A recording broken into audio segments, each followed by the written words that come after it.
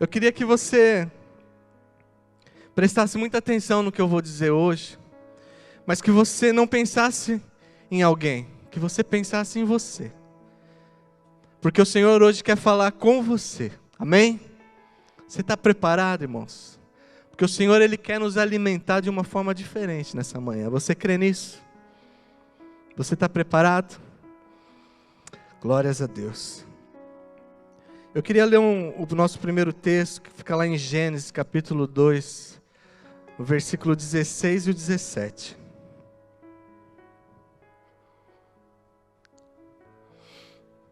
Gênesis 2, versículo 16. Diz assim: E o Senhor Deus deu ao homem a seguinte ordem: Você pode comer as frutas de qualquer árvore do jardim, menos da árvore que dá o conhecimento do bem e do mal. Não coma a fruta dessa árvore, pois no dia em que você a comer, certamente morrerá. Todos conhecem essa história. O início. Deus cria Adão, cria Eva, coloca eles no jardim do Éden. E dá uma ordem. Vocês podem comer de todas essas árvores, do fruto dessas árvores, menos dessa árvore. Vocês só não podem comer dessa árvore, que é o fruto que dá o conhecimento do bem e do mal. Porque se vocês comerem, prestem atenção, se vocês comerem, certamente morrerão. Aqui nós vemos que Deus estabeleceu um princípio, irmãos. E nós vemos esse princípio em toda a Bíblia. E nós vemos nas nossas vidas hoje, nos dias de hoje, que o que determina se você vive, se você morre, se eu vivo, se você morre. Não, eu não morro, né? Se eu vivo, você morre. Se eu vivo ou morro, está totalmente ligado com o que eu me alimento. Deus estabeleceu esse princípio no início, quando colocou Adão e Eva ali no Éden. E Ele disse: podem comer de tudo, tudo isso aqui, ó. Tudo isso que eu preparei para vocês, porque eles não tiveram que plantar as árvores. Estava tudo lá preparado. Vocês podem se alimentar de tudo isso, menos dessa árvore. Aí nós vamos ver, lá em Gênesis capítulo 3, versículo 1 ao 5. Que esse princípio que Deus colocou, estabeleceu. O inimigo, ele mudou o pensamento de Eva. Mudou o pensamento de Adão. Vamos ler. A cobra era o animal mais esperto que o Senhor Deus havia feito. Ela perguntou à mulher: é verdade que Deus mandou que vocês não comessem as frutas de nenhuma árvore? A mulher respondeu: podemos comer as frutas de qualquer árvore, menos a fruta da árvore que fica no meio do jardim. Deus nos disse que não devemos comer dessa fruta, nem tocar nela. Se fizermos isso, morreremos. Aí a cobra afirmou: vocês não morrerão coisa nenhuma. Deus disse isso porque sabe que quando vocês comerem a fruta dessa árvore, os seus olhos se abrirão e vocês serão como Deus, conhecendo o bem e o mal. Interessante, né, irmãos, que Satanás no início, ele não foi com espada, com morte, com sangue, para matar Adão e Eva. O que ele fez? Ele mudou a verdade de Deus. Ele mudou um pensamento. E quando Eva resolveu se alimentar do que a cobra ofereceu, do que a serpente ofereceu, houve morte. Amém? E eles foram separados de Deus. E eles deixaram de desfrutar da presença de Deus. Então está certo um princípio, nós concordamos aqui, irmãos, que Deus desde o início estabeleceu um princípio, que determina se eu vivo ou morro, se você vive ou morre, é o que nós nos alimentamos, amém? Irmãos, nos dias de hoje, eu fui fazer uma pesquisa na internet essa semana. Sabia que uma das principais causas de morte no mundo todo está ligado com mau hábito alimentar? Quem já ouviu falar isso? Quem ouviu dizer que a obesidade, problemas de coração, depressão, tem muita coisa relacionada com o que você come? Eu estou aqui, olha quem está aqui na minha frente. A Ruth. E eu querendo falar de alimentação saudável. Estou com uma das maiores especialistas aqui na frente. Amém? Você me corrige, Ruth. Mas é por aí, não é? Quem já ouviu aquela expressão? Você é o que você come. Já ouviram? Levanta a mão. Eu preciso saber que eu não estou sozinho aqui. Vocês ouviram? Amém. Esse silêncio assim às vezes assusta quem está aqui em cima. Você é o que você come. E quando o pastor Alexandre me disse que eu ministraria neste domingo, foi essa frase que Deus colocou no meu coração. Você é o que você come. Depois disso Deus veio trazendo e ministrando toda essa palavra no meu coração. E ela faz muito sentido, claro que ela não é uma regra. Mas tudo, a nossa vida, se nós temos uma vida saudável, se nós temos um corpo saudável, se nós temos uma mente saudável, tudo tem a ver da forma que nós nos alimentamos. E eu já percebi em mim, no meu corpo, o que causa uma má alimentação. Vocês podem ver, eu não sou um exemplo de quem se alimenta bem. Mas o que eu vou dizer agora é verdade. Faz uns 2 meses que eu estou tentando, né, Paulo? Valida aí o que eu estou falando. Faz uns 2 meses que eu tenho escolhido melhor o que eu vou comer. Mas é muito difícil. É muito difícil. Para quem levou uma vida assim, come o que tiver pela frente. E não é pouco não, quem me conhece sabe. Mas irmãos, ainda aceito convites para jantar, convites para almoçar. Amém? Nada mudou nesse sentido. E também consigo já perceber os benefícios quando eu escolho melhor o que eu vou comer. A gente sente melhor, não é? Ruth, a gente não dorme melhor? Eu estava acostumado a dormir assim com aquela barriga cheia. Sabe que acorda toda hora. Só comigo que acontece isso? Quando você come bem, você tem uma noite tranquila de sono. É ou não é? Mas por que, com tanta informação, irmãos, com tanta informação que nós temos hoje, as pesquisas mostram, né, que as pessoas comem cada vez pior. E eu percebi 2 coisas principais. A primeira, o marketing é muito forte sobre esse tipo de alimentação. E a praticidade desses alimentos que não nutrem muito bem o nosso corpo. Eles aparentemente saciam a nossa fome, mas na verdade eles não estão nutrindo o nosso corpo. E a praticidade nos leva, eu só tenho 5 minutos, eu vou pegar esse congelado aqui, essa pizza congelada, e vou comer. Aí toda hora, você está dentro do carro, pelo menos dentro do meu carro é assim. Você está andando no carro, está na hora de comer, os meus filhos, vamos no McDonald's?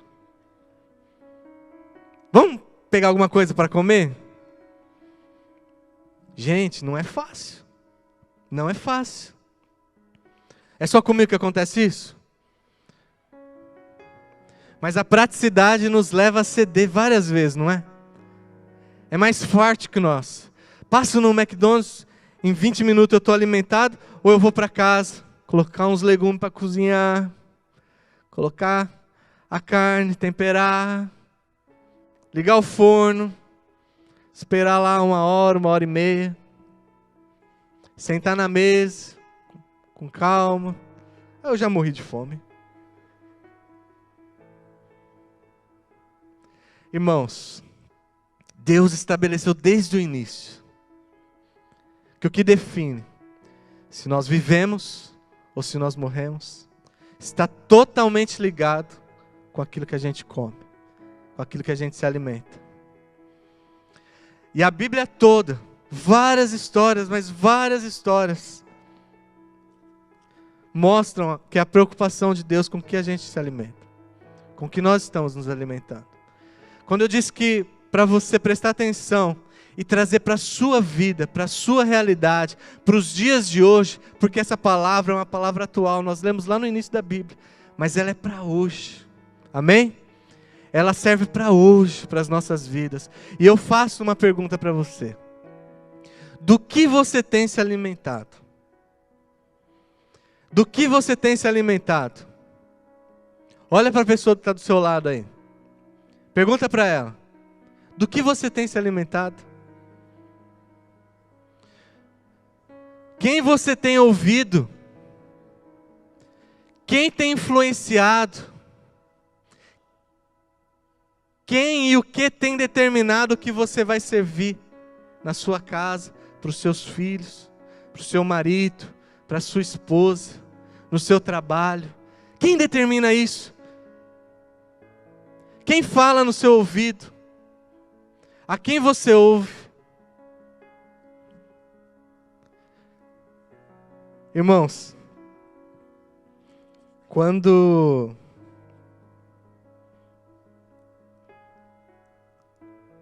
Daniel, quando o rei Nabucodonosor, ele invadiu Jerusalém, e ele levou cativo com ele muitas pessoas, e ele dominou aquele povo. Lá no Daniel capítulo 1 você vai ver essa história. Nabucodonosor era um rei inteligente, estrategista. E ele percebeu que no meio daquele povo tinham pessoas inteligentes, pessoas saudáveis de Jerusalém, filhos de reis, das famílias reais, filhos de sacerdotes, filhos de governadores de Jerusalém.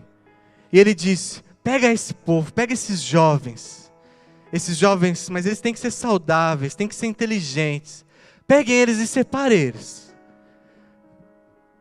Cuide deles. Ele disse para o chefe do palácio: cuide desses jovens, separe eles, tragam ele para perto. Ensinem para eles a nossa doutrina aqui da Babilônia. Façam com que ele aprenda a nossa língua, os nossos costumes, a nossa cultura. E olha o detalhe: eu quero que eles comam a mesma coisa que eu como. Eu quero que eles se alimentem dos meus manjares e do vinho que eu bebo. Durante 3 anos você vai preparar esses jovens, porque eu quero usá-los para trabalhar aqui na Babilônia e me ajudar a governar o meu império. É um rei inteligente ou não é, irmãos? Nós sabemos quando nós queremos dominar um país, nós temos que matar a cultura daquele país. É assim que funciona, é assim que funcionava, que sempre funcionou. Nós temos a experiência nossa, que nós vivemos aqui, tanto brasileiros como portugueses. Nós falamos uma língua no Brasil, porque Portugal foi lá e imprimiu isso. E fomos colonizados, e sempre foi assim. E naquela época, Nabucodonosor, muito inteligente, fez isso. Mas aí Daniel, que viu, quando o rei sacou Jerusalém, ele invadiu o templo de Deus. E lá no capítulo 1 mesmo fala que junto com esses jovens, com as pessoas que foram cativos, eles saquearam o templo do Senhor e levaram os utensílios sagrados do templo do Senhor e colocaram no templo dos deuses da Babilônia os utensílios sagrados da casa do Senhor no templo dos reis da Babilônia. Daniel chamou o empregado lá do rei e disse: ô meu amigo, faz favor, eu sei que o rei mandou que a gente comesse da mesa dele. Mas tem como para mim aqui, para os meus 3 amigos, traz só uma aguinha, uns legumes, a gente não quer participar da mesa do rei. Aí o empregado falou, olha, ô Daniel, você até que é gente boa, cara, mas vai me comprometer. Porque o rei vai perceber que vocês, água e legumes, vocês vão ficar fraco, cara. Vocês vão ficar mais magro que os outros, aí vão ficar feio, abatido, né? E vai sobrar para mim, cara, eles vão me matar. Porque eu desobedeci a ordem do rei. Aí Daniel, não, beleza. Ó, faz o seguinte, 10 dias, faz um teste, 10 dias. 10 dias, traz para mim aí só legume, uma aguinha. Pode ser? Ó, Daniel, então 10 dias. 10 dias eu passo aqui para conferir como que vocês estão. Se vocês estiverem mais fraco, vocês vão comer a comida do rei. Fechado. Daniel falou, fechado.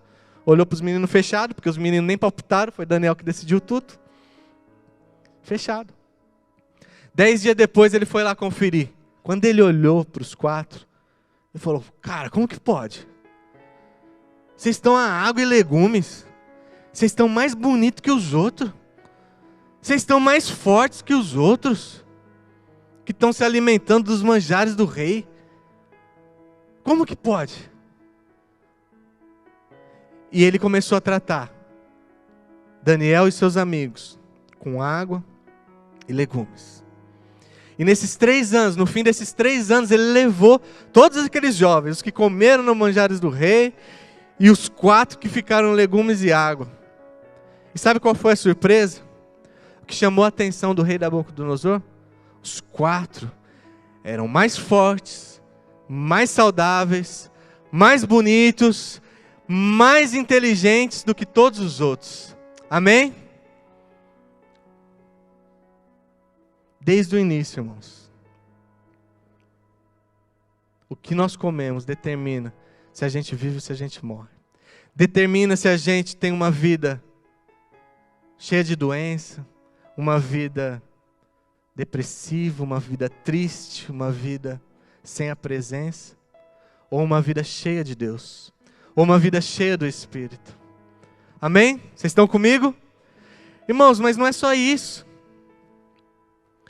Quando o povo saiu do Egito, que Moisés liberou o povo do Egito, libertou o povo do Egito, a primeira coisa que Deus fez foi mudar o cardápio daquele povo.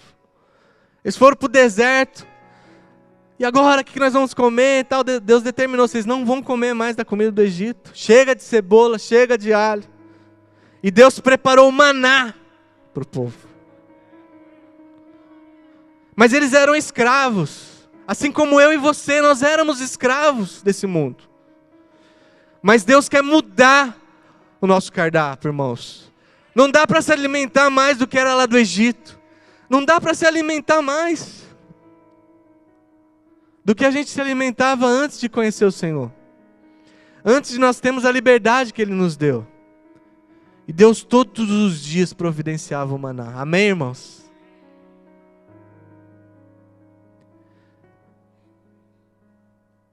Vocês conhecem a história de Esaú e Jacó? Vocês sabem o valor que existe hoje, e naquela época mais ainda, da primogenitude. E a Bíblia fala que lá no, se eu não me engano, Gênesis 25, 26, por ali, que Esaú chega em casa, está com fome, está cansado, e ele chega para Jacó, Jacó, dá um pouco dessa sopa aí, que está cheirosa. Dá um pouco dessa sopa. Aí Jacó fala, dá, eu não dou, mas eu negocio. Tá, o que você quer então? Estou com fome. Falou, quero um prato de sopa. Não, Esaú quer o prato de sopa. Mas e Jacó, o que quer? Falou, eu quero o seu direito de primogenitude. Sabendo do valor de seu primeiro filho, sabendo do valor que ele teria a bênção em dobro do pai, ele vai falar, de que vale a minha primogenitude agora se eu estou com fome? Tá bom, ela é sua, manda para cá um prato de sopa. Gente, um prato de sopa. Fala sério. Deus está querendo falar alguma coisa conosco, não está, irmãos? Sabe o que ele disse naquela hora, que Esaú disse naquela hora? De que vale eu me consagrar, do que vale eu deixar de frequentar certos lugares, se a salvação não é nada palpável, eu não posso tocar. Então, bora para a festa, bora para a bebedeira, bora fazer aquilo que o inimigo quer. De que me vale eu deixar de fazer certas coisas, eu ir na igreja agora, se o que eu tenho fome, quero provar dos manjares desse mundo. Esaú trocou o direito de primogenitura, irmãos, por um prato de comida. E a gente sabe o que acontece. A gente sabe o que acontece. Irmãos, eu disse no início, Deus quer dar um banquete para nós. Amém? Deus deseja que nós nos alimentemos dele. Vocês conhecem a história do filho pródigo, irmãos? O filho pródigo até música tem. Música secular fala dela. Todo mundo conhece a história, irmãos.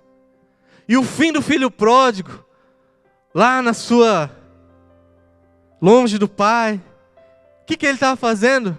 Ele estava se alimentando do que, irmãos? Fala para mim, do que ele estava se alimentando? Comida dos porcos, irmãos. Será que esses detalhes não querem falar alguma coisa com a gente, irmãos? Eu disse, a palavra do Senhor fala sobre alimento o tempo todo. O que a gente se alimenta determina se a gente vive ou se a gente morre. Ele estava se alimentando e desejando a comida dos porcos, irmãos. Olha a que ponto o ser humano chega. Até o dia que ele lembrou, não, na casa do meu pai, um escravo come do melhor. Eu vou para lá. E ele foi. Ele foi e chegou para o pai dele e falou, pai, não quero ser tratado como um filho, eu quero ser um escravo que seu na sua casa.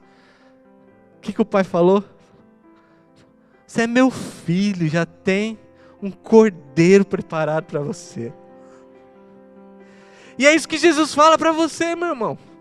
Jesus é o cordeiro verdadeiro, aquele que se alimenta dele, vive. Aquele que se alimenta dele é forte, é inteligente, tem discernimento, tem sabedoria de espírito, sabe escolher as coisas, sabe rejeitar o prato da serpente. Esse é o nosso Deus, irmãos.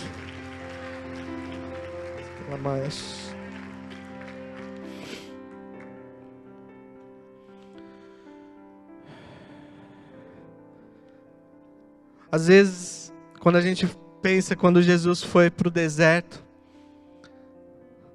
a gente pensa que ele foi jejuar lá 40 dias. Jesus não foi jejuar, irmãos. A Bíblia fala que que o Espírito levaria Jesus para o deserto para ser tentado pelo diabo.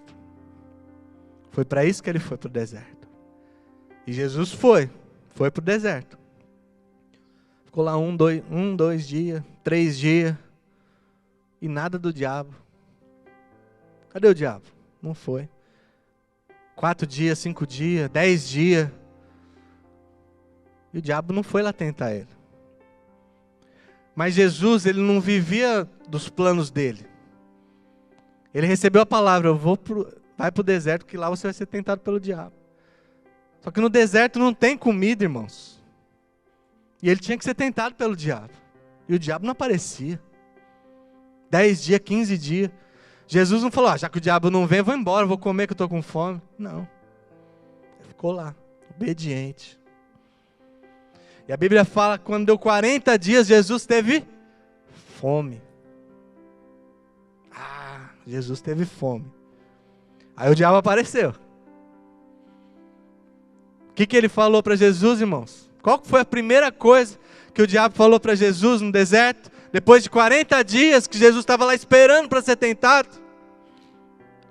Transforma essas pedras aí em pão e come. O que Jesus falou, irmãos?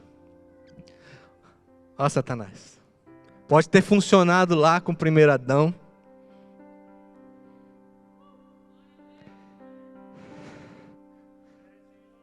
Ele aceitou. Mas eu não vou aceitar. Porque nem só de pão vive o homem, mas sim de toda a palavra que sai da boca de Deus. O que você come, meu irmão, determina se você vive ou se você morre. E eu amo a minha família, amo falar da minha família, amo o que Deus tem feito na minha família. Louvo a Deus pelos meus filhos, pela minha esposa. Vocês não têm noção do que a Paula representa para mim. Tudo que Deus tem feito na minha vida é porque a Paula tem trabalhado para que isso aconteça para mim. Os meus filhos, tudo isso é resposta do que nós colocamos na mesa para eles comerem. Irmãos, existem 3 altares que têm que ser estabelecidos dentro da nossa casa. Um altar de oração, um altar na mesa e um altar do leito. Nós temos que orar com a nossa família, nós temos que ter uma vida de oração particular, conjunto. Irmãos, nós temos que sentar na mesa para comer com os nossos filhos, com a nossa esposa. Os dias de hoje, sabe quem está alimentando seus filhos? Desenho animado. Sabe por quê? Porque tem um tablet na frente deles, um telemóvel. E ele não tem noção que é o pai e a mãe que está dando alimento. Não, ele acha que quem está alimentando é o desenho, é o super-herói. E ele cresce sem saber quem está alimentando de verdade. E esse altar da mesa é importante, porque sentado na mesa, você olha no olho do seu filho, você sabe se ele está bem, se ele não está. Se ele está sofrendo bullying na escola, se ele não está. Se ele tem algum problema de autoestima, se ele não tem. É sentado na mesa, irmãos. Não é um no sofá, um no quarto, outro na cozinha, um em pé, um no quintal, um com cachorro. Não é assim. É sentado na mesa. Pelo menos, irmãos. Isso não é doutrina, tá? Mas é assim, o que Deus sempre falou isso no meu coração, antes de eu ter filho, que a mesa é um lugar importante, irmãos. Ali a gente estabelece princípios dentro de casa. Irmãos, você sabe o que significa Elias, o nome Elias? Jeová é Deus. Vocês sabem o que significa Jezabel, o nome Jezabel? Baal é Deus. Vocês conhecem essa história? Agora Elias nasceu e ele abriu o olho e viu a mãe dele, o pai dele assim: Jeová é Deus. Jeová é Deus, vem cá, Jeová. Jeová é Deus, vem cá, vamos tomar banho. Jeová é Deus, vem cá, vamos comer uma comidinha. Jeová é Deus, você tem que se trocar para ir para a escola. Jeová é Deus, fica aqui com a gente. Jeová Deus, vamos passear, Jeová Deus. Oh, Jeová Deus, como você é lindo. Vem, Jeová Deus, com a mamãe. Vem, Jeová Deus, com o papai. E Elias cresceu. E um dia o pai e a mãe dele não estavam perto dele. E encostaram nele e falaram assim: Baal é Deus. Ele disse: não. Jeová é Deus. Porque um dia, irmãos, você que tem filhos, seus filhos não vão estar do seu lado sempre. E se você não colocar no coração dele, na mente deles, que Jeová é Deus, um dia vão encostar do lado dele e vão falar assim: Baal é Deus. E eles podem pensar em se alimentar disso. Mas os meus não. Em nome de Jesus, quando alguém encostar do lado deles e falar Baal é Deus, eu falo: não. Eu cresci ouvindo dizer que Jeová é Deus. Que Jeová é Deus que cuida. Minha mãe falou que Jeová é Deus, meu pai falou que Jeová é Deus. Baal não é Deus. Infelizmente, hoje em dia, as crianças vão para a escola, vão para a faculdade.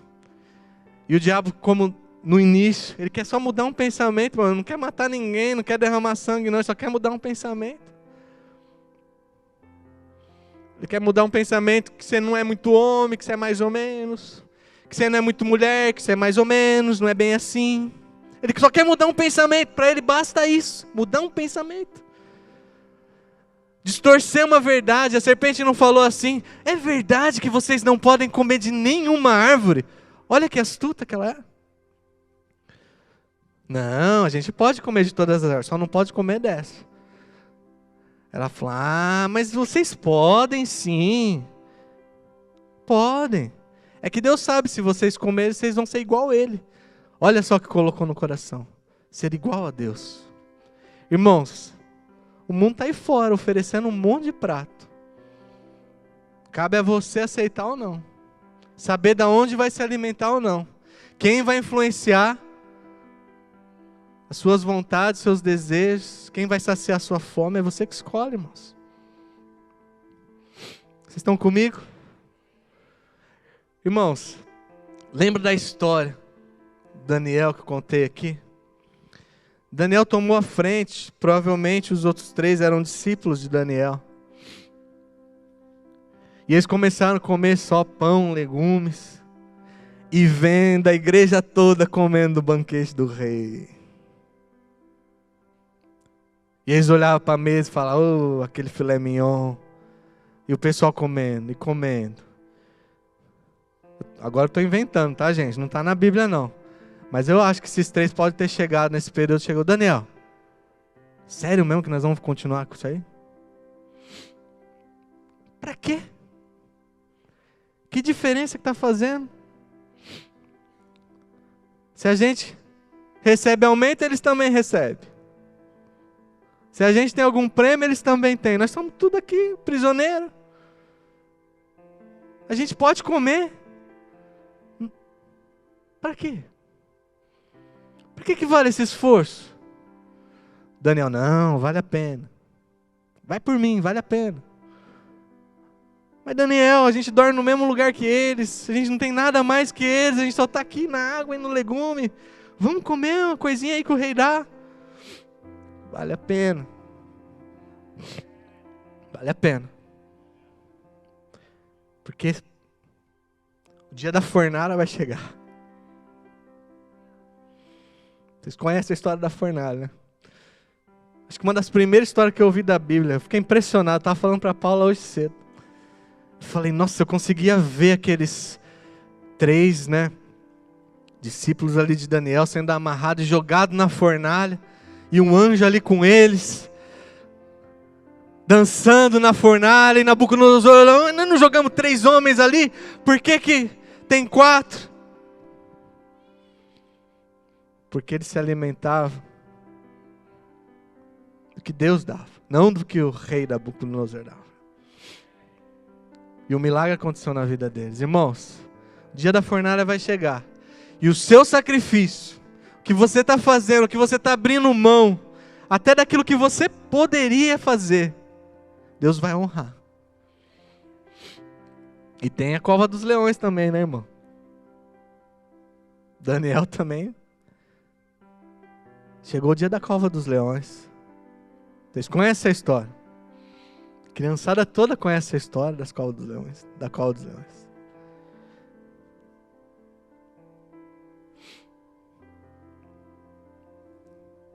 Daniel não se prostrou diante do rei. Ele foi jogado na cova dos leões. E no dia seguinte, o rei foi lá: Daniel, você está aí? Teu Deus te livrou? Viva o rei! O Senhor enviou um anjo e fechou a boca dos leões. E eu estou vivo, glória a Deus. E o rei instituiu que todos devem adorar o rei de Daniel, porque ele sim estava influenciando toda aquela cultura, toda aquela sociedade. Irmãos, o que você tem influenciado, irmãos?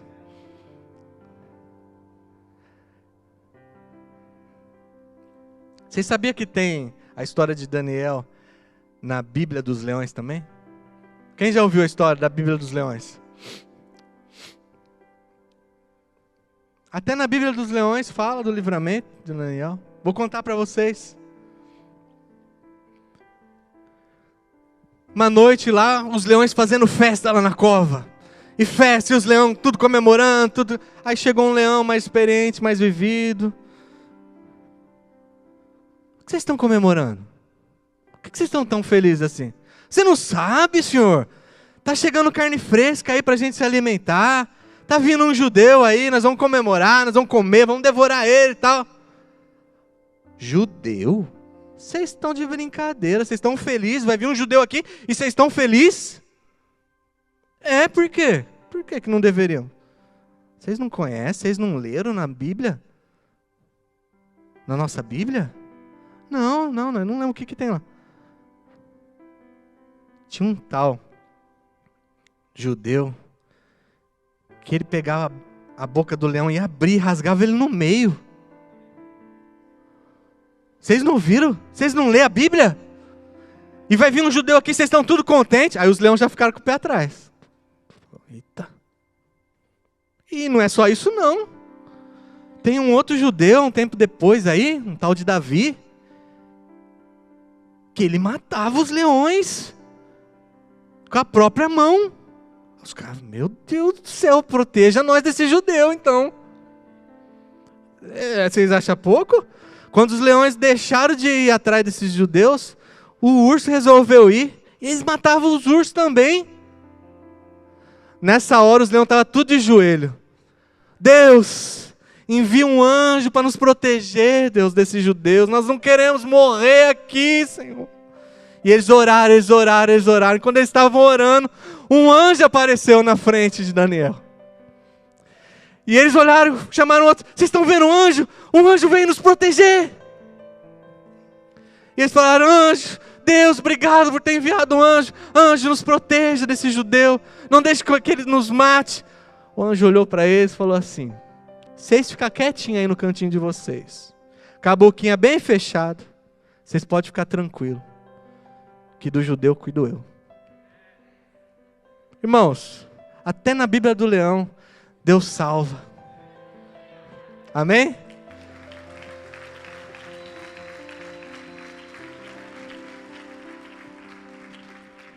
Do que você tem se alimentado, meu irmão? É o que determina se você vive, se você morre. Queria chamar o Ministério de Louvor. Vamos encerrar. Tem mais coisa aqui, tem mais 2 folhas, mas eu tinha 8 folhas no início. Eu deixei as 8 lá, trouxe só 4. E li só 2.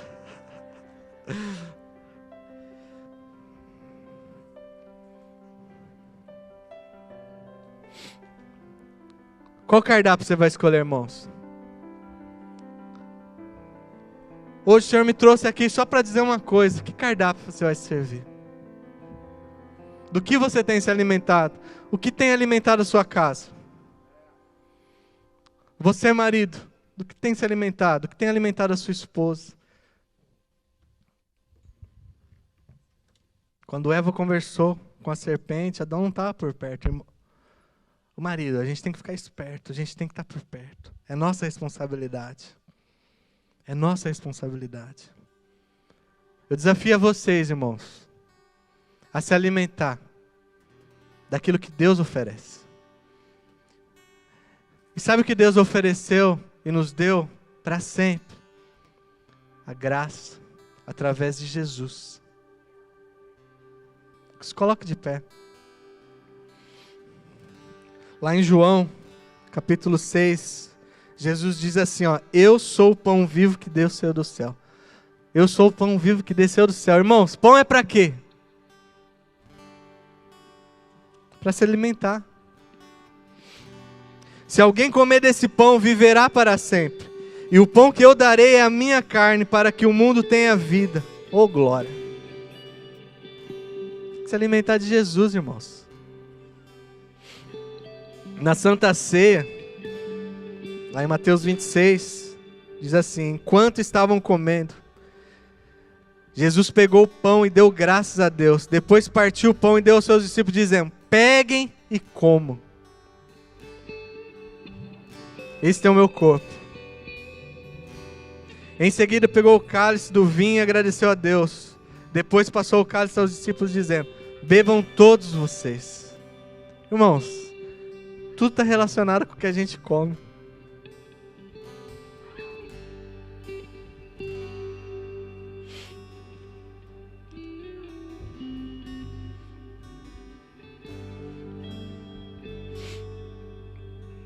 Tem tanta coisa, irmãos. Isaías 55. O profeta está falando aos exilados que vão sair da Babilônia. Sabe qual que é o marketing de Jesus aqui, de Deus aqui, através do profeta Isaías? Se der para colocar no telão. Isaías 55, de 1 a 3. Queria ler. Mais um pouquinho, irmãos, posso ler? Amém? Jesus diz assim, ó: escutem, os que têm sede, venham beber da água. Venham, os que não têm dinheiro, comprem comida e comam. Venham e compram vinho e leite, que tudo é de graça.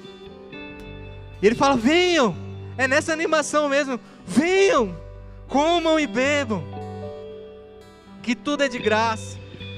No 2 diz assim: porque vocês gastam dinheiro com o que não é comida. Por que gastar dinheiro com o que não é comida, irmãos? Porque gastam o seu salário com coisas que não matam a fome. Por que Deus está dizendo isso, irmãos? Se ouvirem e fizerem o que eu ordeno, vocês comerão o melhor alimento. Você pode dar um glória a Deus, irmãos? É Deus te chamando para se alimentar dEle, para comer na mesa com Ele, porque Ele sabe o que nutre a nossa vida, o nosso espírito, o nosso coração. Irmãos, o mundo tem ensinado o contrário, tem feito o contrário, irmãos, mas nós não somos desse mundo, irmãos. Nós nos alimentamos da mesa do nosso Rei.